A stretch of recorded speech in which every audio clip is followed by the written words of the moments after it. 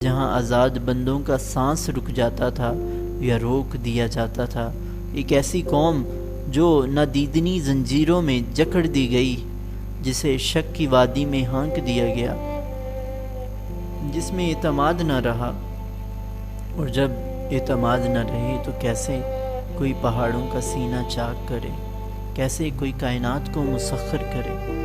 مورخ شاید یہ بھی لکھے کہ اس قوم نے خود محنت نہ کی بلکہ بھیا کا گھر بھی توڑ دیا، جس نے کم ظرفوں کو دین کی تعلیم دے دی اور بدعقلوں کو دنیا کی۔ یہاں بھنور میں پلے ہوئے لوگوں کو حکومت ملی جنہیں خبر ہی نہ ہوئی کہ کسی اور کا سچ بھی سچ ہو سکتا ہے۔ ایک ایسا ملک تھا جہاں غریب کمزوری کی حالت میں کم ظرف کے آگے ہاتھ پھیلانے پر مجبور ہے، جہاں ہر کام کے لیے غریب کو دن میں ہزاروں سجدے کرنے پڑتے تھے، جہاں سچ بولنے کی زکوٰۃ تنہائی تھی، جہاں ٹھنڈے مزاج لوگوں کو بے غیرت کہا جاتا تھا، جہاں گناہ تکرار کے باعث عادت بن چکے تھے، جہاں علم بغیر تزکیے کے پھیلا، جہاں ذکر بغیر علم کے پروان چڑھا۔ ایک ایسی قوم جسے بیوقوفی اور حسن ظن میں فرق ہی پتہ نہ چل سکا، ایک ایسی قوم جو 125 سالوں سے تصویر کے جائز یا ناجائز ہونے کا فیصلہ ہی نہ کر سکی، ایک ایسی قوم جسے اللہ 67 سالوں سے درگزر کرتا چلا آیا، جس کے ساتھ مالک کل نباہ کرتا چلا آیا مگر اس نے نباہ نہ کی۔ اور مورخ شاید یہ بھی لکھے کہ اس قوم نے ایک بچی کے سر میں گولی ماری تھی اور اس کا علاج تک نہ کر سکی۔ جب اس نے ملک سے باہر جا کے کتاب لکھی تو پورے ملک نے کفر کے فتوے لگا دیے، مگر کسی ایک بچی کو تعلیم یا زندگی کی گارنٹی نہ دی۔ ایک ایسی قوم جو اسکولوں کو بمبوں سے اڑا دیا کرتی تھی اور جہاں عالم پڑھائی کو بے غیرتی کی وجہ بتاتے تھے۔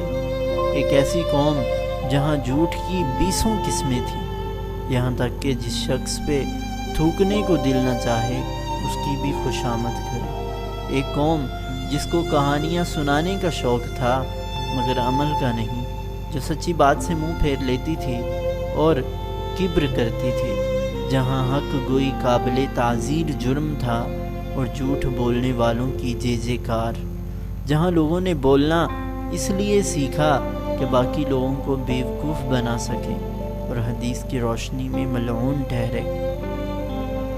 ایک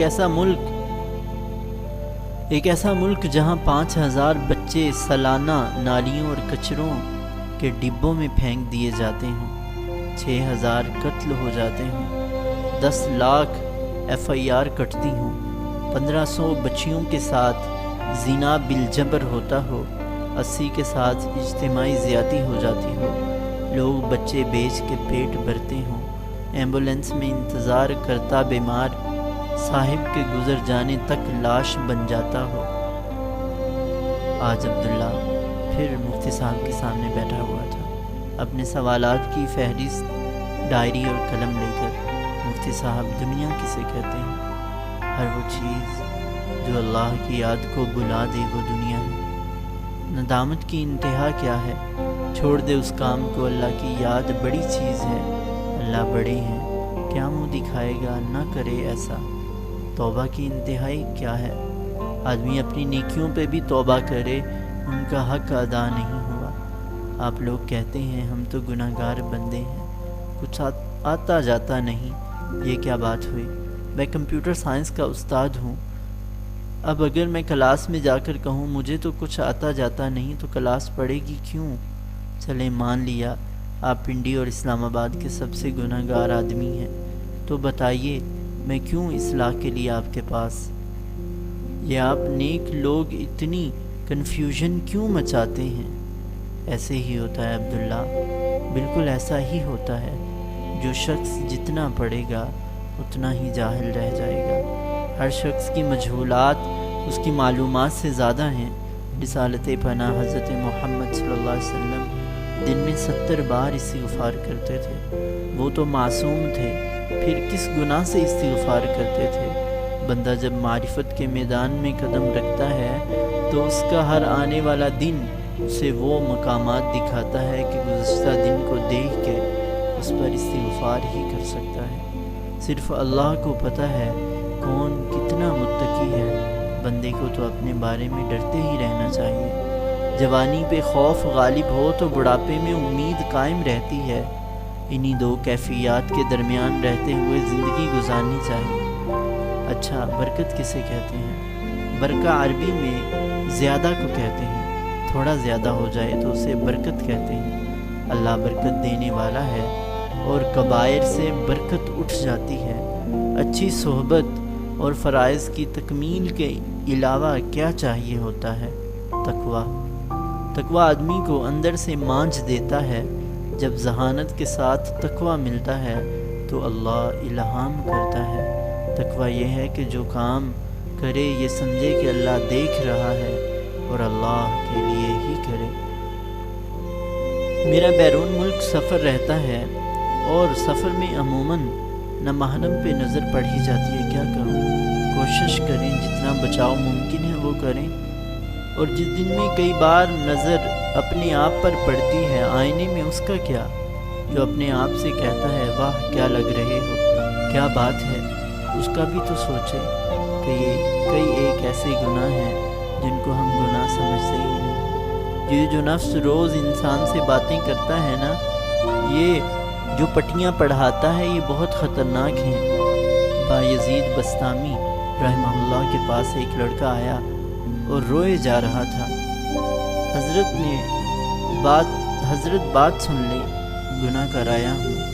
اکیلے میں پوچھا تو کہنے لگا حضرت شراب پی آیا ہوں۔ تو انہوں نے جواب دیا اوہو، ہم سمجھے غیبت کر آئے ہو۔ اب شراب پینا تو بری بات ہے، پر مگر غیبت تو اس سے بھی بری ہوئی نا۔ مفتی صاحب، کبھی کبھی نماز پڑھتے ہوئے گھبراتا ہوں کہ اللہ کا سامنا کیسے کروں، اتنے گناہ ہیں۔ گناہوں کے ایسے تجزیے کرنا کہ بندہ اللہ کی رحمت سے ہی مایوس ہو جائے، شیطان کی بڑی چال ہے۔ گناہ سے اس وقت تک پریشان رہو جب تک سرزد نہ ہو جائے، بعد میں اللہ سے معافی مانگو، نماز پڑھو، اتنا نہ سوچا کرو اللہ رحم کرے گا۔ یہ جو ہم روزانہ میرے پیارے نبی صلی اللہ علیہ وسلم بولتے ہیں، تو پیارے پہ جھوٹ کا گناہ تو ملتا ہوگا کہ زندگی میں تو پیارے ہوتے نہیں ہیں، نہ بولیں ایسا۔ ضرور پیارے بولا کریں، عقیدت کا ثواب ہوگا، اور یہ بولنا اور یہ سوچ ایک دن ضرور راہ پہ لے آئے گی۔ مٹے ہوئے لوگ کون ہوتے ہیں جن کی انانیت ختم ہو گئی ہے؟ حضرت حارث محاسبی رحمہ اللہ ایک دن مسجد میں بیٹھے تھے۔ ایک شخص آیا اور ان کو حلیے سے مسجد کا خادم سمجھا، تو کہنے لگا مسجد اتنی گندی ہے، صاف کر دو۔ لوٹ کے باہر چلے گئے۔ شخص بڑا غصے میں آیا کہ میں نے کام کہا اور یہ باہر چلے گئے۔ باہر جا کے پوچھا تو کہنے لگے میں نے نظر دوڑائی تو مسجد میں سب سے زیادہ ناپاک چیز اپنی ہی ذات نظر آئی، تو آپ نے کہا تھا صفائی کر دو، تو میں باہر آ کے بیٹھ گیا۔ ایک اور بزرگ تھے بغداد میں۔ ایک شخص نے سوچا کہ انہیں آزماتے ہیں، ان کے پاس جا کر کہنے لگا حضرت کل شام کھانے پہ تشریف لے آئیے مغرب کے بعد، اور مغرب پاس والی مسجد میں ہی پڑھ لیں۔ وہ نماز پڑھ کے پہنچ گئے، دروازے پہ دستک دی، کسی نے نہ کھولا، وہیں سائیڈ پر بیٹھ گئے۔ عشاء ہو گئی، دروازہ نہ کھلا تو عشاء پڑھنے چلے گئے، پھر واپس آ کے بیٹھ گئے۔ پوری رات گزر گئی۔ تہجد کے وقت وہ میزبان باہر نکلا اور حیرت سے پوچھا آپ یہاں کیسے؟ اس سے کہا آپ نے دعوت پہ بلایا تھا، تو کہنے لگا میرے تو ذہن میں نہیں ہے۔ اچھا آپ بیٹھیں تو میں کھانا لے کے آتا ہوں۔ پھر غائب۔ فجر ہو گئی، اشراق ہو گئی، دن چڑھے نکلا اور کہا گھر میں عورتیں سوئی ہوئی ہیں، یہ لیں ایک سکہ اور بازار سے کھا لیں۔ انہوں نے شکریہ ادا کیا، سکہ لیا اور واپس آ گئے۔ شام کو وہ شخص دوڑتا ہوا آیا اور کہا میں تو آزما رہا تھا، تو کہنے لگے کوئی بات نہیں، بغداد کے کتے بھی ایسا ہی کرتے ہیں، جہاں سے ملنے کی امید ہو وہاں پڑے رہتے ہیں۔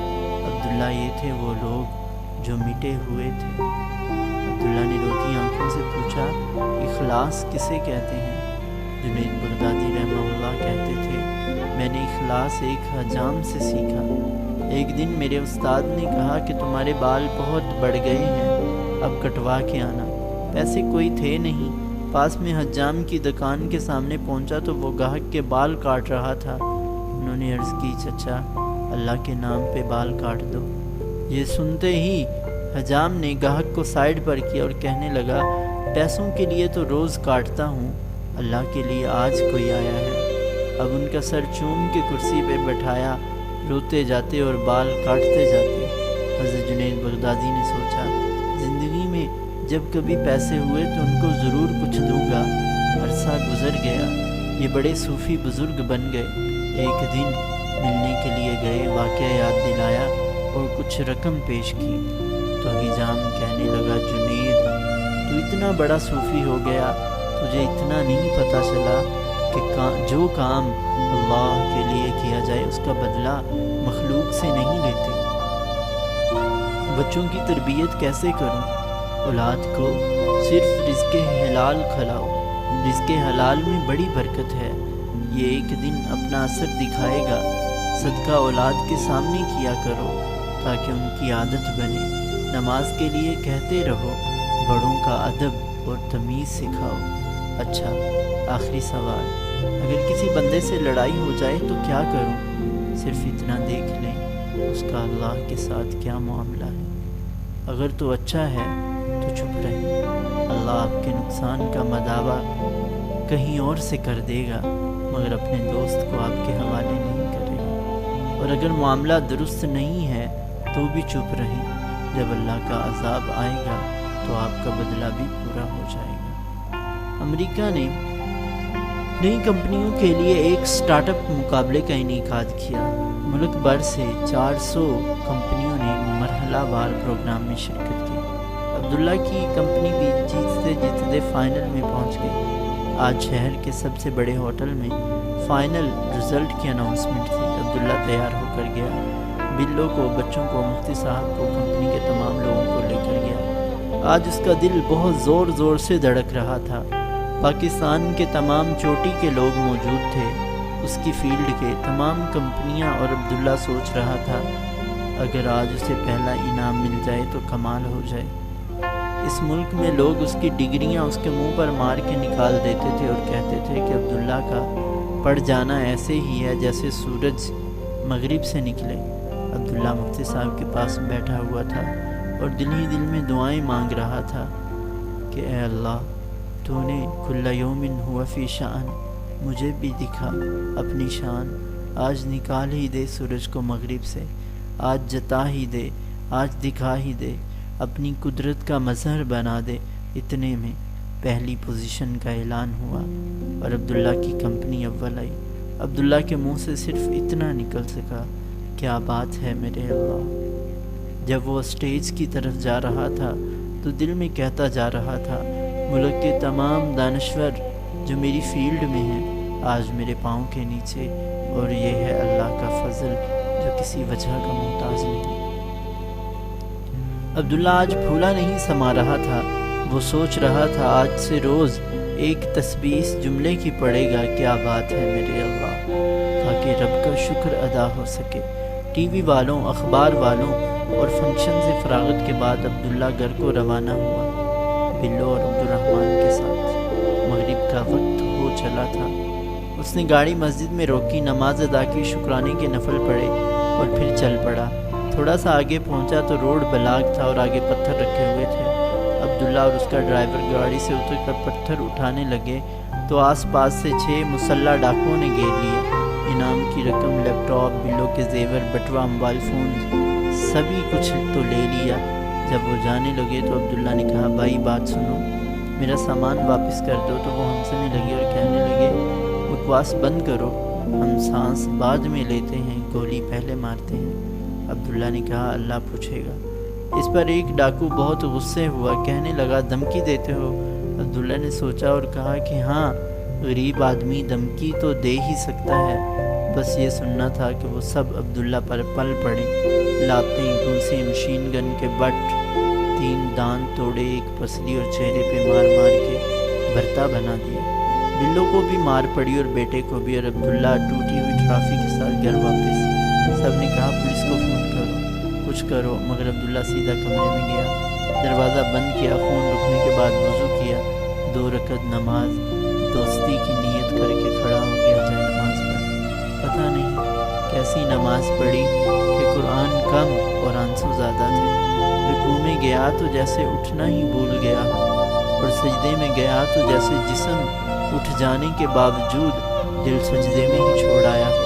تمام عمر کے لیے پتہ نہیں نماز تو گھر پہ پڑھ رہا تھا، مگر سجدے کی ضرب کہاں لگ رہی تھی۔ اتنی لمبی 2 رکعتیں اس نے زندگی میں کبھی نہ پڑھی تھی۔ غم بھی اللہ تعالیٰ کی نعمت ہوتے ہیں کہ بندہ رجوع کرتا ہے۔ عبداللہ نے دعا کو ہاتھ اٹھائے، بلو بھی پیچھے آ کے جائے نماز سے لگ کے بیٹھ گئے۔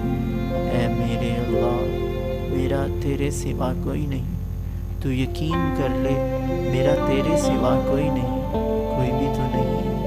اے اللہ تیری حمد بیان کرتا ہوں، یا اللہ تیرا حق بنتا ہے کہ تیری عبادت کی جائے۔ میرے مالک تیرا حق بنتا ہے کہ تیری تعریف کی جائے۔ میرے ربا تیرا حق بنتا ہے کہ تجھ سے دعا کی جائے۔ جو کچھ بھی ہوا بے شک میرے گناہوں کی نحوست تھا، مجھ میں اور میرے گناہوں میں زمین و آسمان کا فاصلہ کر دے، مشرق و مغرب کا فاصلہ کر دے، دھو دے میرے گناہ میرے اللہ۔ میرے اللہ پیارے نبی صلی اللہ علیہ وسلم نے تیری قسم کھا کے کہا تھا کہ جو خرچ کرے گا تو اس کا مال بڑھا دے گا، اور جو معاف کرے گا تو اس کی عزت بڑھا دے گا۔ اے اللہ میں نے تجھے خوشی میں یاد رکھا تھا، تو خوب جانتا ہے تو مجھے غم میں نہ بلانا۔ تو یقین کیوں نہیں کرتا کہ میرا تیرے سوا کوئی نہیں ہے۔ اے اللہ تیرے سوا کوئی بچانے والا نہیں ہے، کوئی مارنے والا بھی نہیں ہے۔ موت سے بندے کو صرف موت ہی تو بچاتی ہے۔ او میرے اللہ میری سن، ساڈی بھی سن لے میرے مالک۔ اے شہنشاہ یہ 2 رکعت نفل ہیں تیرے دربار میں تیرے بندے کی طرف سے۔ اے اللہ مقدر اتنی بار بدلتا ہے جتنی بار بندہ تجھ سے رجوع کرتا ہے۔ اے اللہ میری سن، دیکھ یہ بلو بھی ساتھ بیٹھی ہے، اس کی بالیاں نوچلی، کان سے خون بہہ رہا ہے۔ اے نعم الماہدون اللہ، یا نعم المجیبون اللہ، یا نعم القادرون اللہ، میری سن میری سن، او ترس کھانے والے اللہ۔ اے اللہ میں آج زیر و زبر ہو گیا تیرے سامنے، اپنے آپ کو پیش کرتا ہوں۔ اے اللہ حسد کی آنکھ لگ گئی، فضل کی آنکھ بھی لگا۔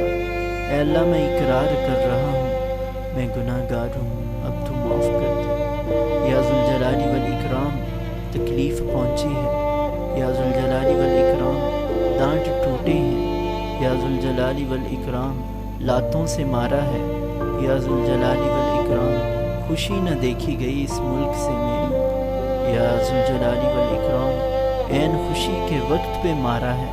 اے اللہ تجھ سے مدد مانگتا ہوں، نماز کے ذریعے، دعا کے ذریعے، اب بغیر موسم کے پھل دینے والے اللہ میری سن۔ کبھی بھی کسی ایسے بندے کو تنگ نہیں کرنا چاہیے جس کا اللہ کے سوا کوئی نہ ہو۔ میرا تو تیرے سوا کوئی نہیں، تو جانتا ہے میرے تو ماں باپ بھی مر گئے، دوست بھی کوئی نہیں، ہمراز بھی کوئی نہیں، ہم پیالہ بھی کوئی نہیں، سمجھنے والا بھی کوئی نہیں۔